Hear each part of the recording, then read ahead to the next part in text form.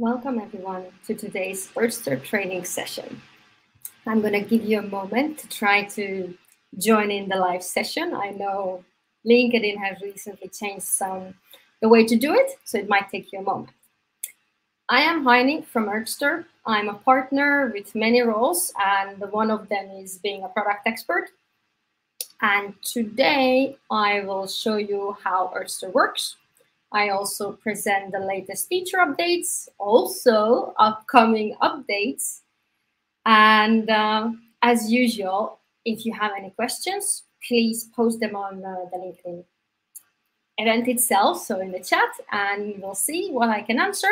And if I can't answer some of the questions or we don't have time, we'll answer them later on in the event itself. And for those of you who don't know what is Earthster, Earthster is a web-based LCA tool that is the only one that you can do collaborative LCAs with your supply chain. It's a really visual way of doing it, and also it helps your suppliers to give you data without headaches in an easy way. But that's it for introductions. Let's get straight away into how the app looks like. And let me share you my screen. Here, what you see in front of you is one of our demos that I often like to show. And today I chose again to show you the LCA of Earthster, which is actually, the numbers are not real. This is just a demo. And eventually I will publish one publicly, but I still haven't done it. I'm sorry for those who've been asking for it. I haven't had the chance yet. The whole idea of this demo is to show you that you can do LCAs based on your project, your organization, or your product. Earthster is really flexible when it comes to this aspect, and it's up to you to scope your LCA. And here what you can see is that our team has created an LCA based on bundles that represent business categories. For example, we have separately business travel, administration, sales and marketing, and we have divided all the environmental impact based on these concepts that is commonly known in business practices. And for example, the management board understands, and they, with one look, they already see that, oh, wow, that's where our biggest impact coming from. And if you have seen this demo before, you know already that our biggest impact is coming from sales and marketing efforts. For example, organizing these kind of events, creating Google ads, and similar. Here, if I dig deeper into the impacts itself, when I lower the threshold, you can see that most of our impact is coming from online events. And not from business travel, as you could expect. Many people are always talking about that how flying is horrible, but the data says totally otherwise in this case. And yeah, this is how a cycle in Earthster look like. And what we mean with cycle is an LCA model. We call it cycle because it looks like one. If I zoom out, now this is the whole picture of the model, and it has three main stages. It has production, distribution, and use, and end of life. We combine end of life into use phase because it's up to the user to actually do the end of life of the product or get rid of the product. And if they do it badly, it's their choice. Even though you were thinking that they're going to recycle your product appropriately, they might not. So that's why conceptually we think that it's part of use phase. And this is how the main view of a cycle looks like. So if we dig deeper into the data, that where are those pretty circles coming from, is here you can see when I click the second time on the production stage itself, it opens the thing that we call the drawer. This is the data drawer that you have several tabs in there. You have the info section that you can keep notes. What have you added or excluded from your model? Then we have here several bundles. Bundles are a group of processes. So if I, for example, open sales and marketing, you can see that there I have 4 processes. One is online events, digital marketing, and some other processes. And what's interesting here is I can tell you that online events and digital marketing is actually the same process from the database. Look, if I click into it, this one is showing that my original cycle that I'm utilizing to represent our online events is the Internet Publishing and Broadcasting process from the USEIO database, which is based on US dollars. And if I go back, the digital marketing and Google Ads, it's exactly the same thing, because unfortunately the database doesn't have yet such a fine details of being able to say that, oh, it's a LinkedIn event, this is how much your environmental impact is. Not yet, but hopefully soon we will have such data, such precise data. And the way I did this is any of your cycles or the processes or cycles you add to your actual cycle, you can rename. So you just click on it and you start writing that. That's example. And that's it. And it's renamed.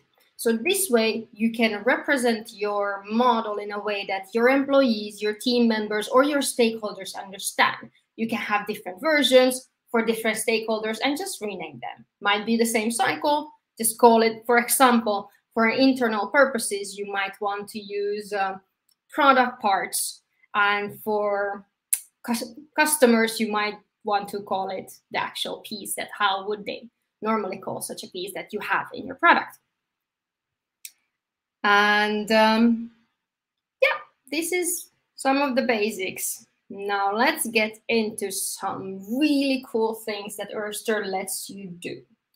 For example, you can explore the data.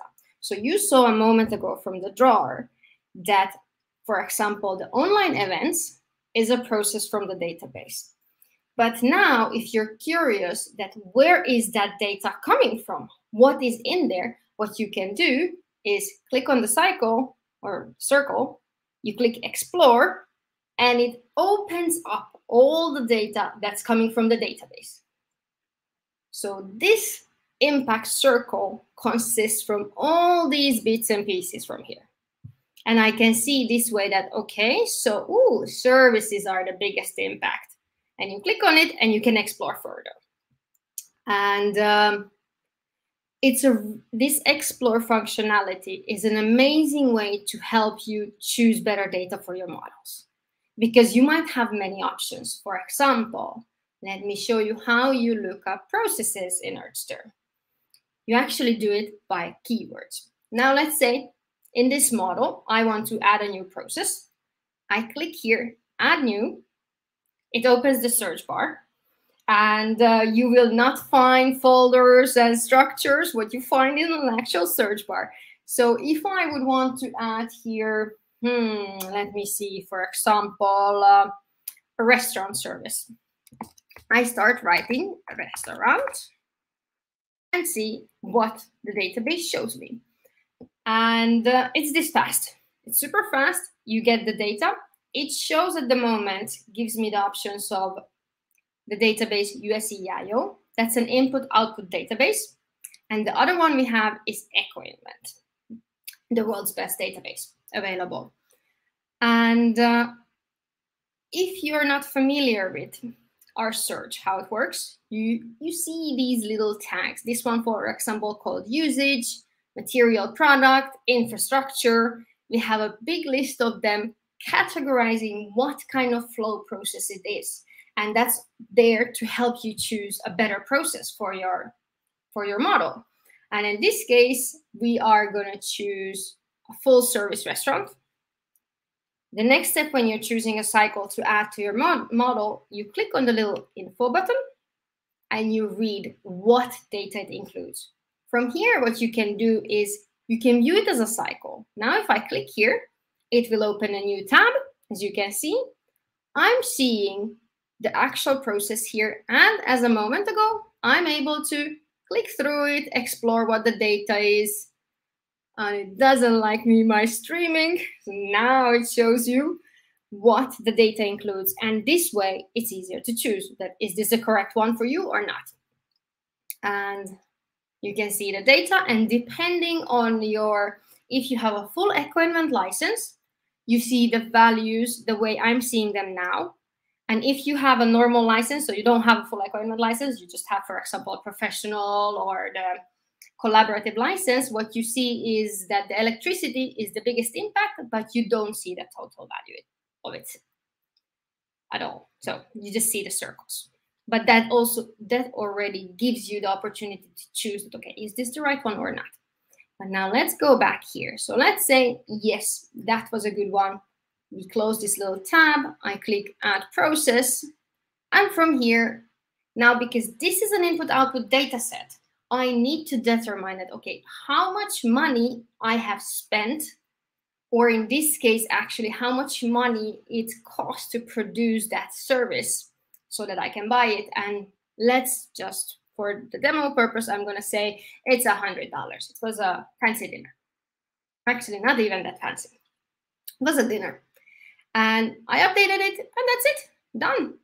And it's added in there. And now if I change it to make it more visual, if I add an extra 0, it updates the value straight away and reorders the impacts.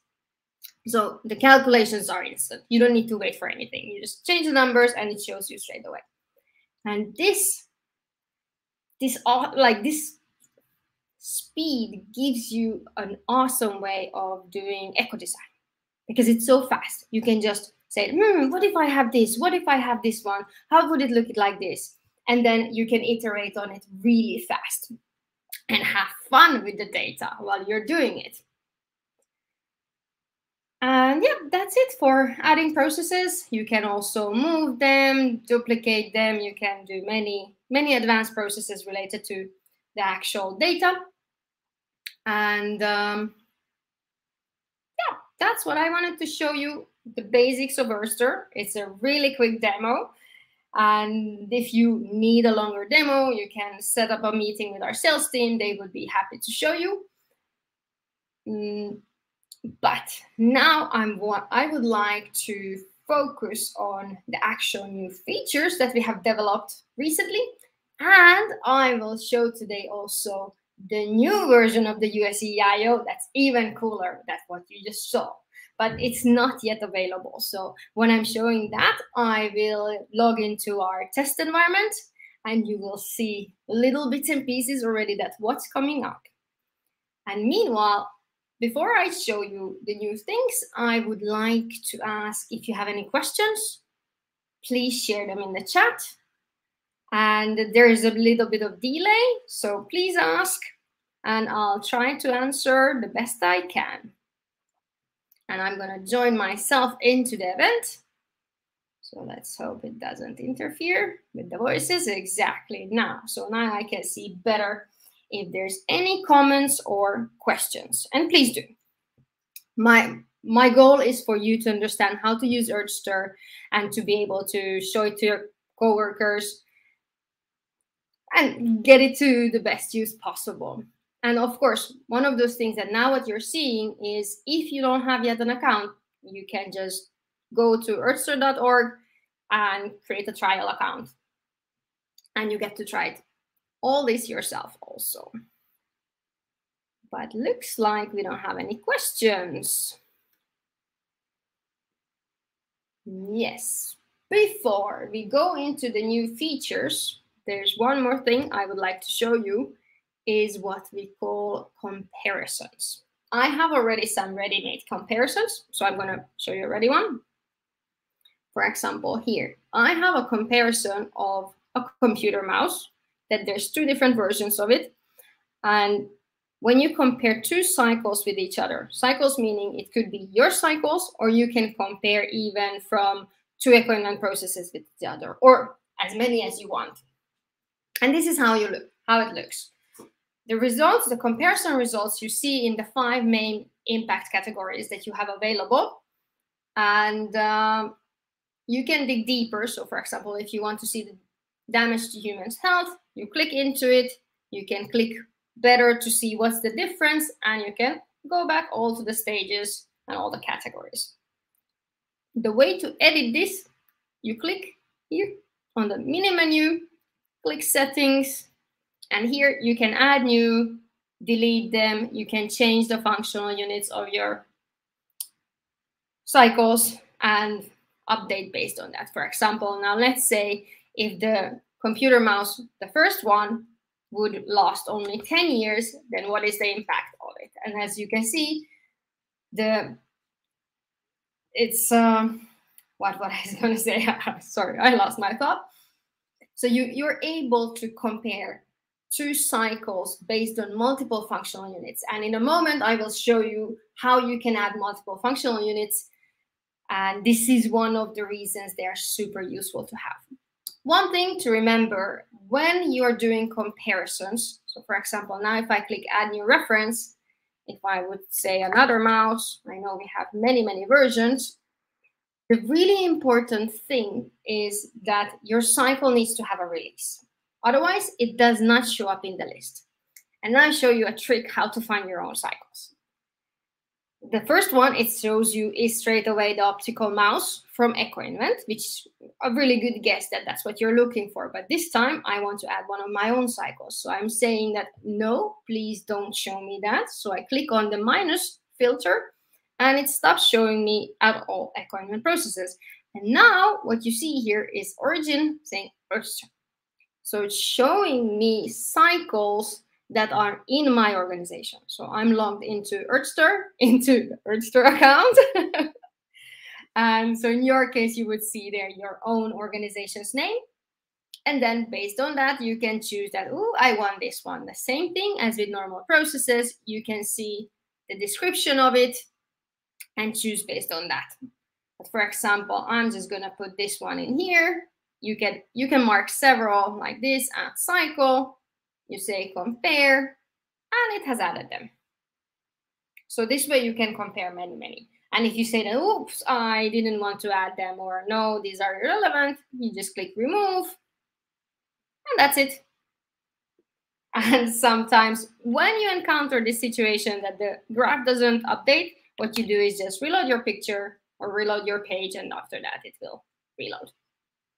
Comparison is a bit sometimes stubborn and doesn't want to auto-reload it. And yes, finally, I have a question.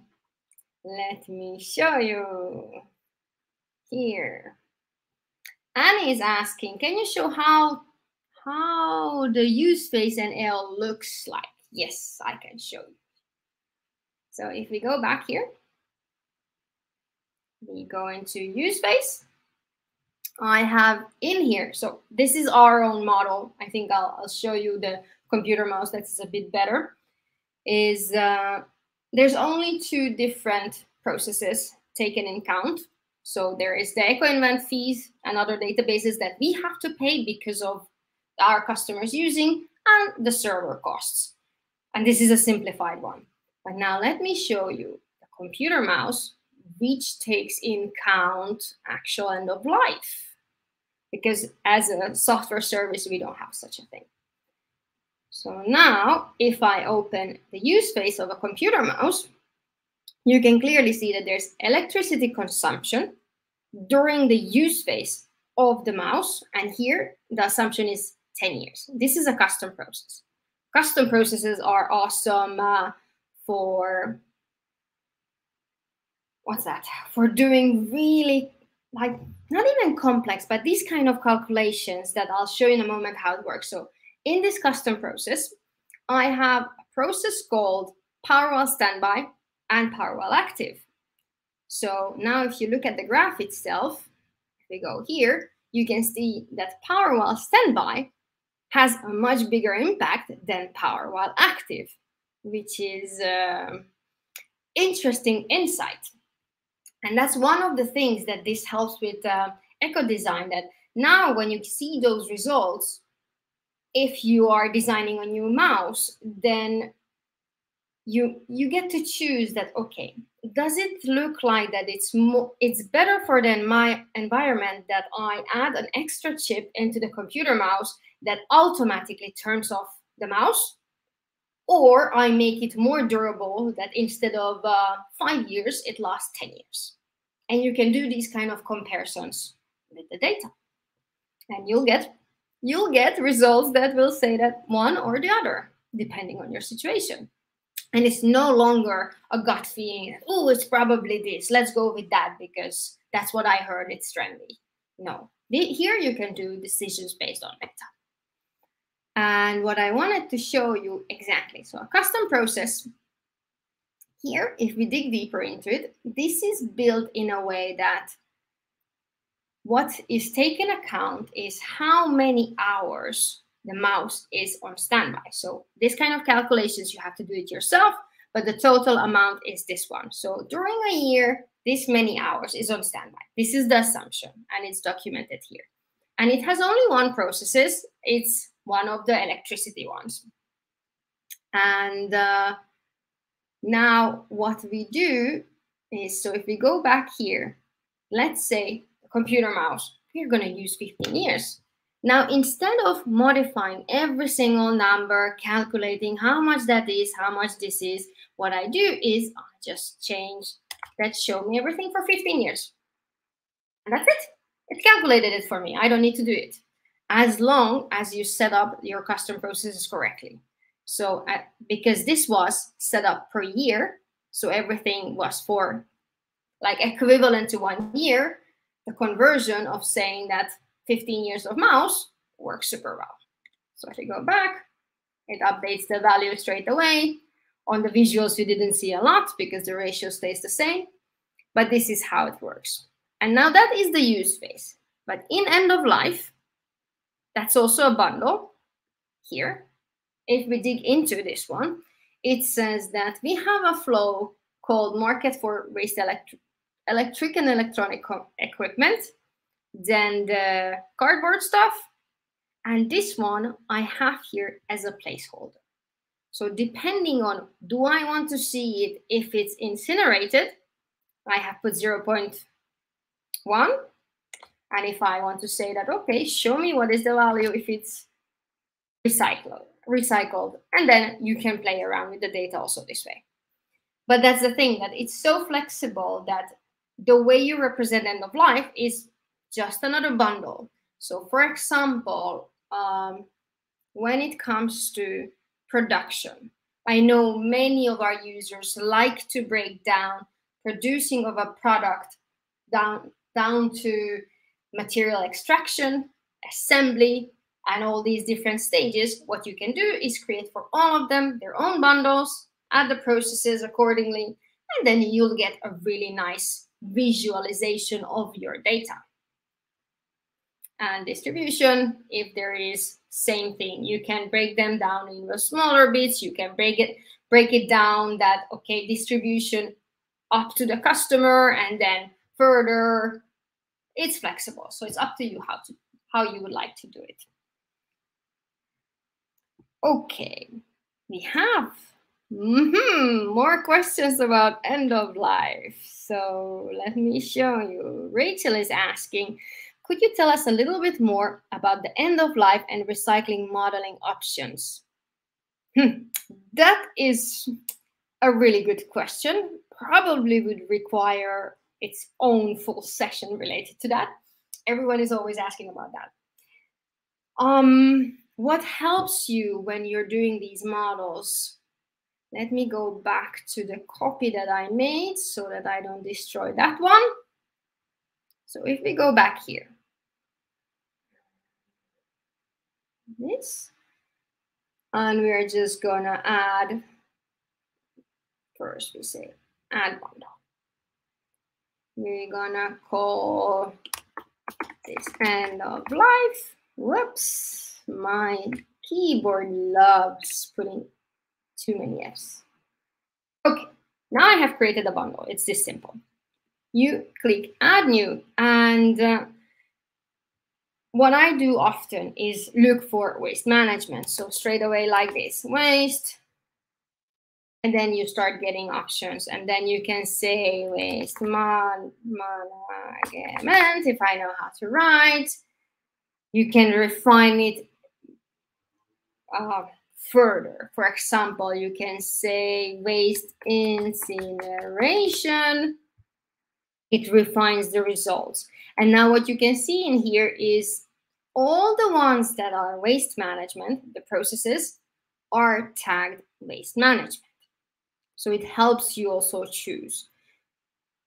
But when it comes to waste management, the most important thing to always do is read the description. What does EcoInvent say about that data set? What did they include? What they didn't? Because they have different versions of doing waste management. For example, I have found many recycling processes that the impact is 0, and that is on purpose. So it's taking it in account that those who's gonna utilize the recycled process will get the impact instead of you. And that's important to read it here. What does it say? And an important thing, and I'm happy that you guys asked me this, is when you add a waste management into Earthster, what you do is, so let's go back. True, I didn't choose anything. So let's add anything. Incineration.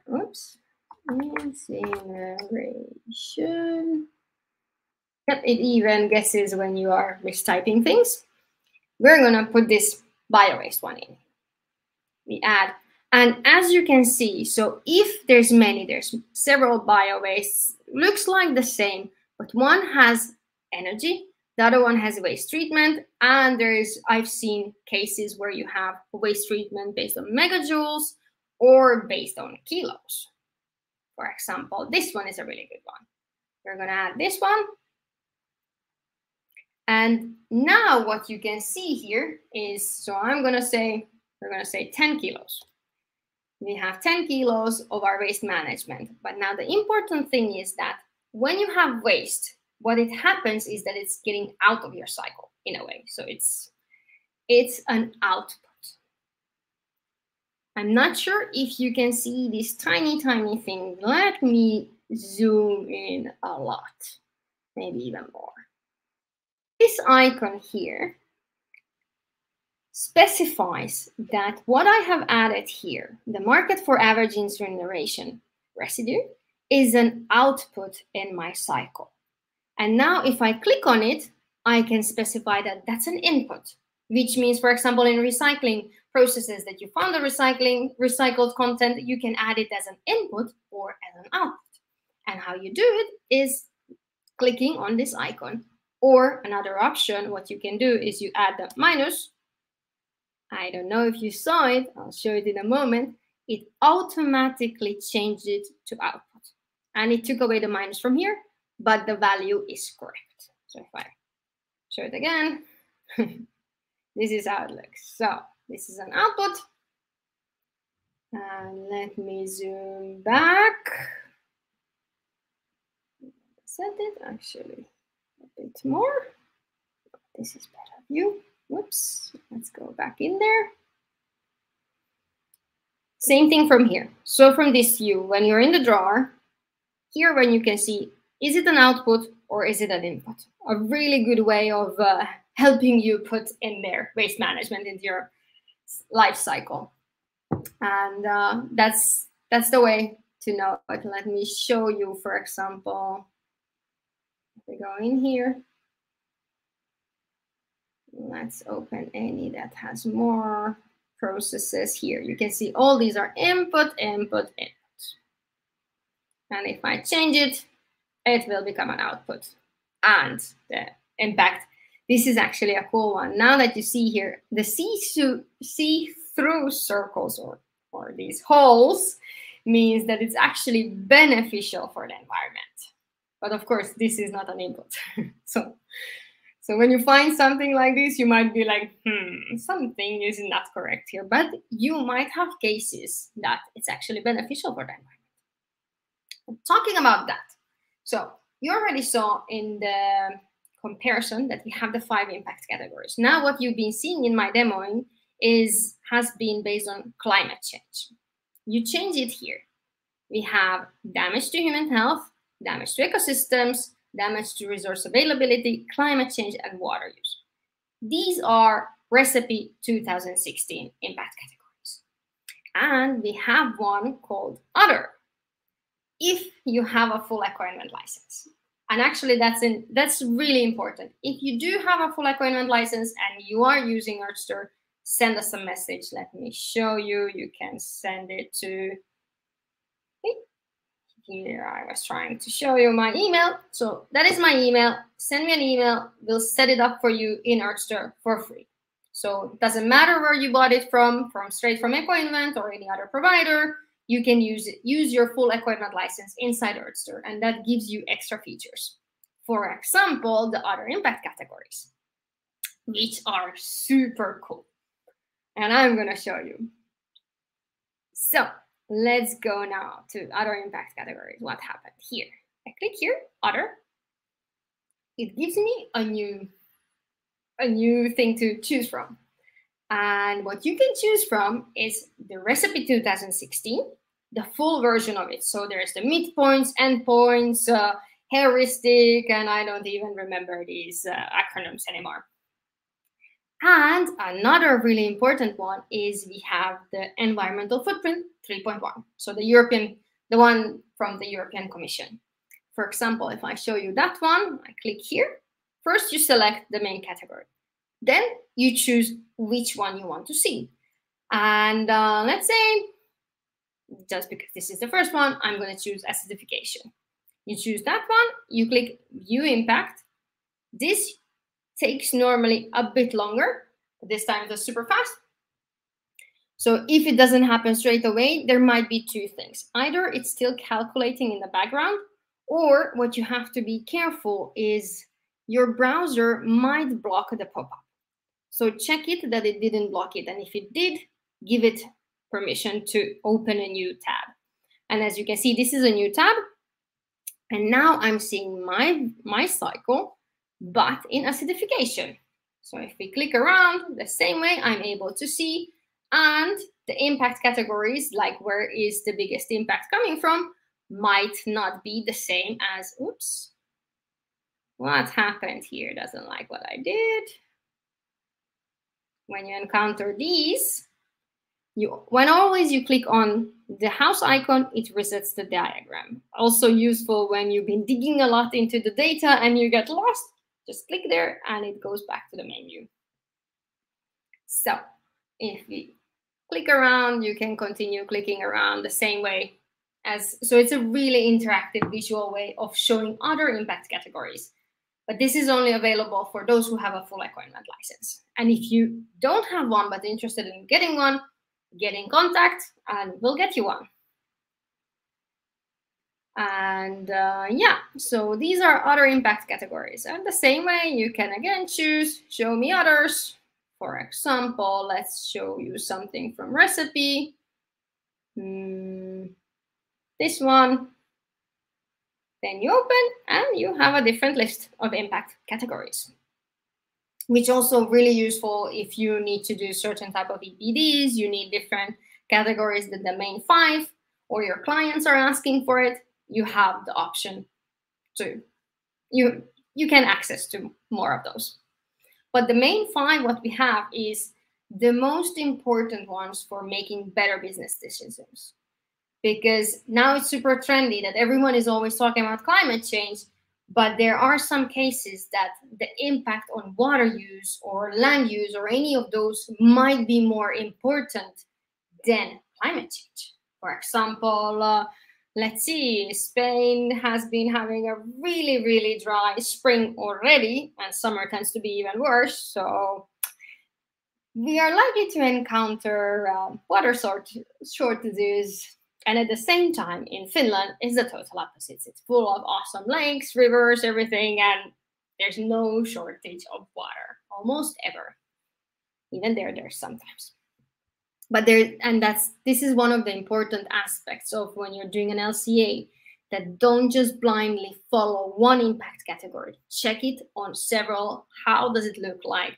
Is the overall sustainability of the product good or not? And you can do it with the various impact categories. But this is one I wanted to show you. So the impact categories, this was already live already in the last session, but I didn't manage to demo it. And today I did. Now, let me see if we have other questions. And if not, then we'll go and see the upcoming things. Okay, let me see. So Annie was asking which impact assessments you can choose from. You saw already. So at the moment, it's recipe, the full recipe 2016 and the EF 3.1. And soon we will have others. Then, another interesting question. Can you modify EcoInvent datasets? It's a yes and no. Because with a full EcoInvent license, you can. Without one, you cannot. Let me show you what I mean with it. So if I go back to this process, this model, let's add some distribution just to find it easier. Open the drawer, thank you. Here, now it opened it. For example, we are gonna add a truck transportation. Oh, this is also something important to remember when you're using the search function. Different databases use different namings for their datasets. For example, I have already learned that if you want to find good truck transportations from EcoInvent, use the word lorry. For me, it's counterintuitive. I would never know that word without actually, here, lorry production. I don't know why it shows me production. I can say that show me only transport. I can mark it. And then you start seeing all these Euro 4, 6, unspecified. And this is something that our search, so our system has synonyms. So we utilize the most common synonyms for things, but sometimes it's just a matter of remembering what keyword works better. Because with truck transportation, we'll find the same stuff, but I might have to add there more. For example, here the USEIO shows up first. But I like using the Euro ones. For example, with this one, doesn't matter which one we add. So we click Add Process. Now we're saying, okay, we have 1 metric ton. This is how it is. And then I'm saying done editing. Now I'm utilizing the EcoInvent process straight as it is. It was EcoInvent, no? I was clicking so fast that I don't even remember. When you click on it, if you don't remember, here you see the original cycle. It says the EcoInvent. Now, the way to modify this one, if you have a full license, you click on the info button, and in the description box, in the bottom, it says import as a custom process. You click here, and then it warns you, and are you really sure? And yes, I want to import it. What it will do is now it's imported all the bits and pieces that what is that data set consists of. So what we were able to see with the Explorer functionality, this is how it is. And now what I can do is go ahead and modify it. So let's say it uses less diesel, a tiny bit less. I can modify it. Then what would we say? This is much bigger. We put there 10. You modified it. And now this is your own version. So this is a custom version of that EcoInvent process. But you do it like this. So you import it, and then you start modifying it, and then you can even compare them to each other. So for example, now if I add add new, let's go back. I'm gonna, here. Gonna copy the name just to get the exact same one. So back to distribution, add new, copy it, then we add it, then we say the 1, done editing, and then you can see that they are different, the values. So there's the custom process that I have modified, and here is the EcoInvent one that if I now click into it, I cannot modify the bits and pieces. So this way, you can modify the datasets. but you do need a full Ecoinvent license for it. Then, I love how many questions you guys have. Next question. Matt is asking, what are the reporting, exporting capabilities? What is the development pipeline? Really specific questions. At the moment, you can export your cycles if you have a release. I'll show first what is a release. When you're editing a cycle, it's in draft mode, which means that you can do changes. It's basically a draft one. As you can see here, it says draft. Let me take off this one so you can actually see the corner here. So it says draft. I click here, issue a release. What it does is, I'm gonna say just version 1. Here you keep notes that what have you done so far? What is this of a snapshot? So a release means that you take a take a picture that I want to document this stage of my LCA, and this is how it looks. And now you say issue a release. This does not put it publicly. It doesn't change any of these sharing settings. So cycles have its sharing settings. But what you do is just take a snapshot. And here you can see your progress. So this is the release 1. Now if you do some changes, for example, add processes, delete them, I take a new release, you will see a graph of an evolution of your cycle. And you can find this in the mini menu of the cycle. There's many awesome juicinesses here. We have a bit of time for me to show you. In Earthster, like in the really beginning, I mentioned that Earthster is the only one that's truly collaborative, that you can collaborate with your suppliers. Now, this is how it looks when you're collaborating with someone. Or not truly, because this is our own one, but I'll show you in a moment. Here what you can see that I'm getting in my model, I have 19 processes of Ecoinvent. These are the processes. Then 12 from USEIO. And I have one process that's happened to be called Remote Worker in Europe. And this one is our team's own cycle, which means that I have the model here, the LCA of Earthster, that uses one of my auto models. And what you can see here is that there has been changes in that model with a release. So someone made a change, created a release, and it shows up that there is something new in there. And what I can do is I can check them, see what are the differences, view the process, or because I know I've done the changes itself, I just click update. It updated the value, as you can see, updates the total value straight away, and it takes the latest release from that cycle.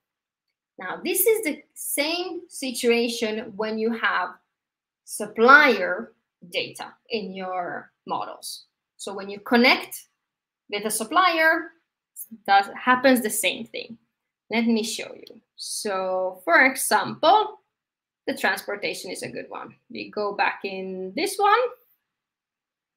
Here, for example, if I have a really good relationship with our transportation company and I need their LCA, I want to know how are they compared to an average Ecoinvent process, because I want the best data available. Ecoinvent is pretty good, but I'm pretty sure that they are not exactly the same. What I do next is when I have added the process that I'm interested, I'm representing them in my cycle, and this time it's this transport model. I click here, request LCA from supplier, this one. When you have added already suppliers, what you do is just look them up. For example, we have test organization. You add here a little message, and it will send an email to the admins, and you add here that, okay, I would like, let's see, for demo and requests. And now I can even show you how it looks on the other side. Because of course, I'm part of both of the organizations. Here is our test organization. When you have many organizations, this is how you switch between You go to organizations, you just click switch, and then you switched. And here you can see that the test organization has 4 customer requests. When you click on it, it shows who has asked for what. And our latest transport one is here.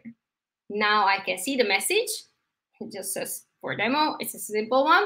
And here I have options to create a new cycle, search to suggest one. But the way forward in these cases, you click here. You click on the name. It opens this view. So this is what your supplier gets. And the best thing in it is when you have the collaborative, for example, the collaborative plan. When you invite a supplier who does not have yet an Earthster account, they get to do this for free. They don't need to buy a license yet.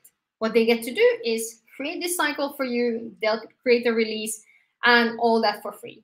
But when they start loving Earthster, that this is awesome, I need to share it with my other customers and clients and suppliers, then it's the point where they need to upgrade to be able to do that. But it's a really simple way of getting data from them. And the best thing is that you can make sure that you're getting the relevant questions, because all the scientists, the researchers of EcoInvent, they have put a lot of effort creating this data set. And you know that they have not, or hopefully they have not forgotten anything, and I trust their data. So here's some background data. This is how it looks. And then what you say is use this as a template. Let me show you. You click there. Now what you're doing is you took that, so a supplier, so I'm the supplier now, I took the data from what I send them, representing them, so the EcoInvent process. I'm gonna say here, track transport. Here, I don't think change anything. I'm gonna represent the whole scope of my life stages. I click next. I leave this as it is. Create cycle. And now I'm modeling as a supplier, but look what's happening here. As a supplier, I got all the same information what you saw a moment ago as an imported custom process. So the supplier gets to change all this data. Let's say this is 20 and something they don't have. Let me see, for example, this one just don't have totally. You just say delete, or you can just put everything to 0. And they do all these changes. And this is, as you can see, it's this simple. This is basically a paint by numbers. Here are what EcoInvent says it's relevant. They fill that out. When it's done, what you do next, you say issue a release. Done for now. Click issue a release. And then I can see the other customer requests or my cycles. But now what I'm going to show instead is go back to Earthster. So I go back to Earthster because there it came from. And go back to the cycle that I was demoing with. I have many, many workspaces. I go back here. This is where we took them from. Data sources. Here you can see request to suppliers. Here it is. And it says completed. That's it. This simple. And it's connected. So it's a really awesome way of getting supplier data. I really, really recommend it. It's a good thing, but let me see. Yeah, Annie was asking exactly that. I think I already asked it. So does it cost something for the supplier to add data? Do they need an account?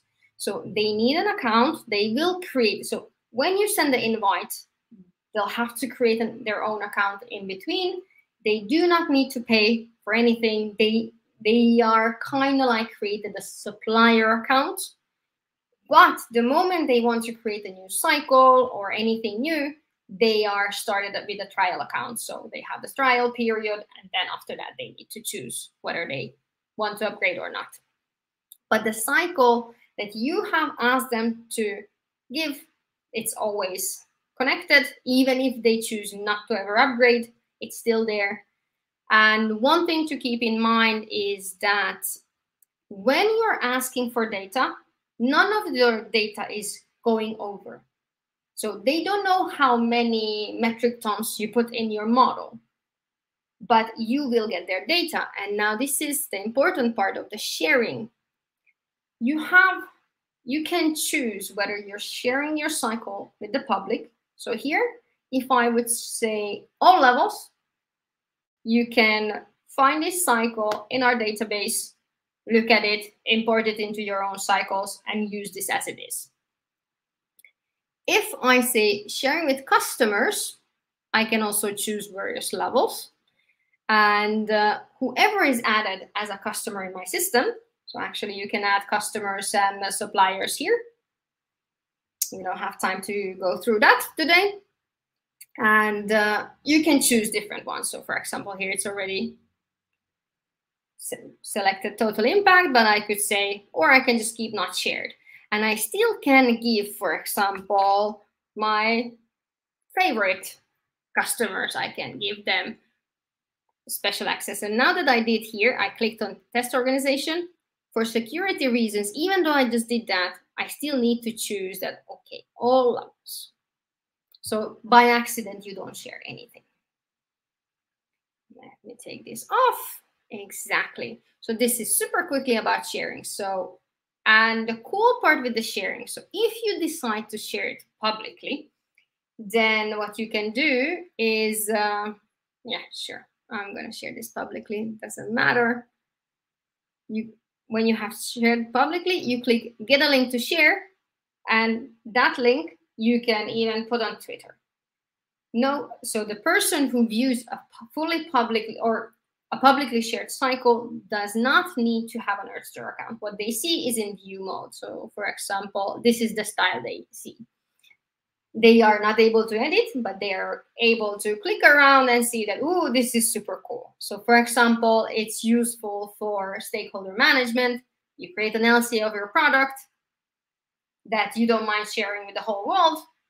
You just take the link, put it in your reports, put it on Twitter, link it in wherever you need to your stakeholders to have access to from. And that way they can see it in an interactive way instead of a boring report. And now coming back to the report capabilities, so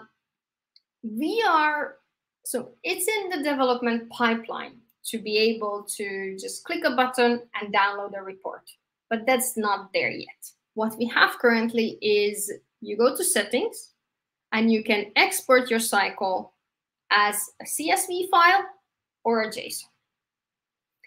And with a full eco-invent license, you can mark this box to include the EF, the impact categories, and then you can export it as a CSV file. So it's a spreadsheet that you get all the data from. And from that data, you can create any type of reportings you need. But no ready-made reports yet. No, you have to do those yourself. We have gotten super deep today into how Earthster works. I didn't have any chance yet to show the new things. And we have 7 minutes left. Let me think for a tiny moment, what should I show you from the new things? So new things we have is when a new user signs up to Earthster, if they have an existing, like, I'll show you straight away. So if I log out, this is now what you're seeing is our test environment. I'm going to show it in the test environment, even though it works on the normal one. So I log out from there, and I'm going to create a new account. When you come here, you say register, and I'm going to say hi, make it simple. This, no, actually this, Earthster.org. Yeah.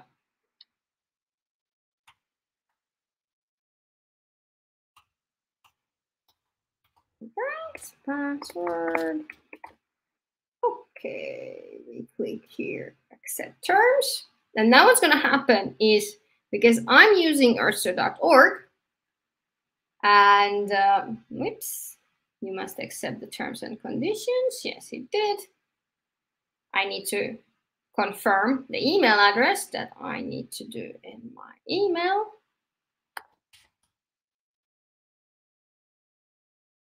And the next step will be, once I have managed to click on that email, actually, that's one of those things that some big corporations are blocking our emails that are coming from info@earthster.org.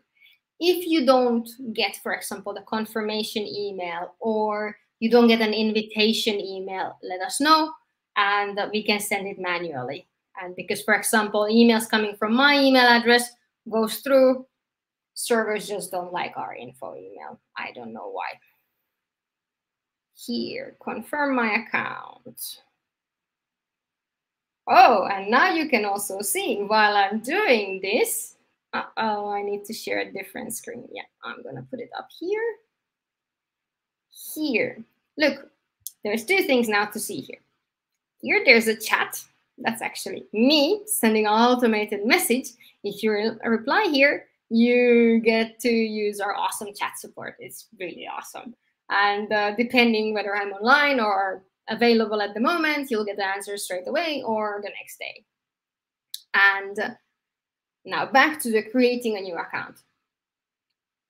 The system has detected my email domain, earthster.org, and it already suggests that, is there, like, am I part of that organization? And I'm like, yes, actually I am. And I'm gonna start writing partner, and what I click. And this is now one of those things that, because I am part of this organization, I stay here, existing organization, I click apply to join. Or I can click here to create a new organization, but I'm gonna apply like this. And what happens is that it will send a notification to the admins to accept or deny the letting me be part of the organizations. And meanwhile, I can create a test one. Actually, I'm gonna start using Earthster. So now, while I was creating this, I will have two accounts. First, my personal one, as you can see, and when I get accepted, I will get here the other one that I can switch between the organizations. So really useful when you've been telling to your colleagues, they went ahead and signed up before they got your invitation. That way they can easier find you and you can connect the accounts. And as you can see, new accounts start with a trial of 14 days. This is one of the updates that happened just since last month. Then the other one is related to this one. Now, let's say I have used up my, trial. I want to upgrade. You can click here. Go back to StreamYard here. Here is the options what you get to choose from. So we have the professional license, that's 240 euros per user per month. And collaborative is 580, which includes 3 seats. So the professional is 1 seat and collaborative is 3. And the main difference between these two is the supplier data collection. And that's exactly what I showed you a moment ago, the connected LCAs. So whether you're able to request LCA from your suppliers or not. So if you need such a functionality, choose collaborative. And the third tier, what we have of the plans is called corporate. And that is, it's a really good one when you have a bigger team. So that's up to negotiations of how much data you need, how many people, and we tailor a deal for you. And the same thing goes to here, these kind of things that you can get ERP and integrations and such things. But to get one of those, you'll have a meeting with our CEO and he will be happy to show you what you can get out of Earthster and how, because with that we can do extra trainings and all sorts of awesome things. But what you do is you select the plan. For example, let's select this one here. And yep, it did click. Stripe opens. Here you choose, fill out your credit card. We don't save any of your credit card info. Same thing for the trial. You don't need credit card info for doing the trial. So you need a credit card once you have used up your trial time and want to keep on using Earthster. And exactly, Stripe handles this totally. You choose everything, fill out everything, you click subscribe, and it's done and ready to use at that moment. And yeah, so super simple. If you do need an invoice instead of a credit card payment, so a traditional invoice, then you need to contact us. And for that, you need to subscribe at least for 1 year. So that's an annual subscription. Then we are doing invoices, otherwise no. But that's it from the subscriptions. Our time is over. I did not have time to show the USEIO ones at all. And anyway, that's still in testing phase. So that means that either the next time I will show it. So the next session will be about in a month. You can already sign up to it. And also for the June session. So May and June sessions are already available on LinkedIn. And what else? Let me take this off from screen and check out my cheat sheet. Exactly. So the new features, we entangled properly into the Earthster's current features, so I didn't get to show you. But now one awesome thing with the new USEIO database, so we already have the latest release, and that gives you the opportunity to choose the data, whether using the US dollars in 2012, producer prices or consumer prices. Because currently, when you are using a template or adding the USEIO data, it assumes producer prices. But with the new update, when it goes live, you will be able to say that, okay, when I use a template and I want to model a computer, you can say that my price is based on consumer prices. And that's gonna make it much, much more awesome to use Earthster, at least use USEIO database. And another upcoming feature that's coming, and I'm super excited about it, and maybe it will be done by the next month session, is parameters. So I highly recommend you sign up to the session. I will add it later on in the chat, so you don't miss out on it. And even if you can't make it, sign up, because these are recorded and you can always watch it afterwards. You can also watch it on our YouTube channel.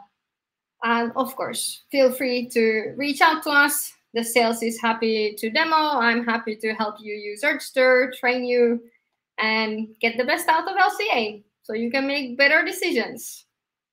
Thank you. That's it for today, and see you about in a month.